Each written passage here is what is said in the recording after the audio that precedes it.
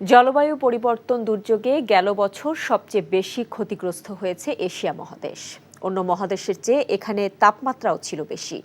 গবেষকরা বলছেন ৩২ বছরে এশিয়ার গড় তাপমাত্রা বেড়েছে ১.৮৭ ডিগ্রি, যার ফলে শুকিয়ে যাচ্ছে জলাশয়, যা অদূর ভবিষ্যতে এ অঞ্চলে পানি নিরাপত্তায় বড় সংকট সৃষ্টি করবে।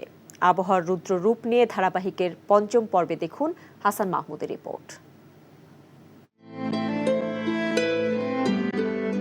বিশ্বের ৬০টি মহাদেশের মধ্যে গেল বছর অর্থাৎ ২০০৩ সালে জলবায়ু পরিবর্তনের সবচেয়ে বড় শিকার এশিয়া।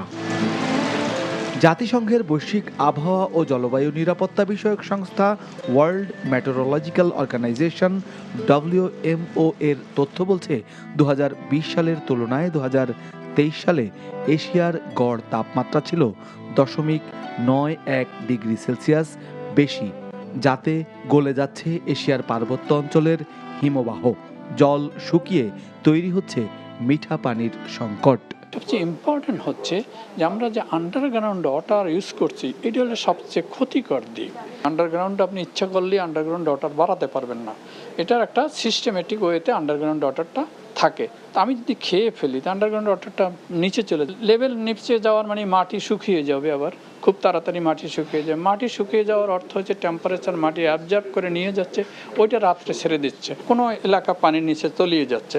দক্ষিণ অংশের অনেক মানে আপনি মনে করেন 1 কিলোমিটার জায়গাও যদি তলিয়ে যেত, অসংখ্য লোক তার সাথেই হচ্ছে। ওয়ালটন এসিতে ইনস্টলেশন একদম ফ্রি। গড় তাপমাত্রা বৃদ্ধির জেরে এশিয়ার হিমালয় পর্বতমালা এবং পর্বতমালার হিন্দুকুশ ও তিব্বত রেঞ্জের 22টির মধ্যে অন্তত 20টির মজুদ ব্যাপকভাবে কমেছে 2023 সালে। একই বছরে এশিয়ায় বন্যা, ঝড়ের মতো বড় দুর্যোগ হয়েছে প্রায় 80টি, যাতে প্রাণ হারিয়েছে 2000-এরও বেশি মানুষ।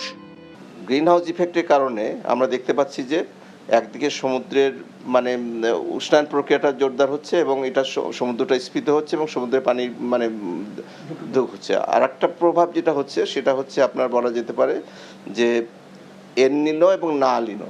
এল নিনোর কারণে আমরা দেখতে পাচ্ছি যে পানির উষ্ণায়ন প্রক্রিয়াটা বেড়ে যাচ্ছে এবং সমুদ্রের পানির উষ্ণায়ন প্রক্রিয়াটা মারাত্মক রকমভাবে বেড়ে যাচ্ছে। হেভি প্রিসিপিটেশন, আবার কখনো কখনো ড্রট প্রন সিচুয়েশন তৈরি হচ্ছে। জলবায়ু পরিবর্তন ও প্রাকৃতিক দুর্যোগ মোকাবেলায় বাংলাদেশ সহ তাই এশিয়ার দেশগুলোর আরও যথাযথ পদক্ষেপ বাড়ানোর কথা বলছেন বিশেষজ্ঞরা। Hasan Mahmud, NTV news, Dhaka.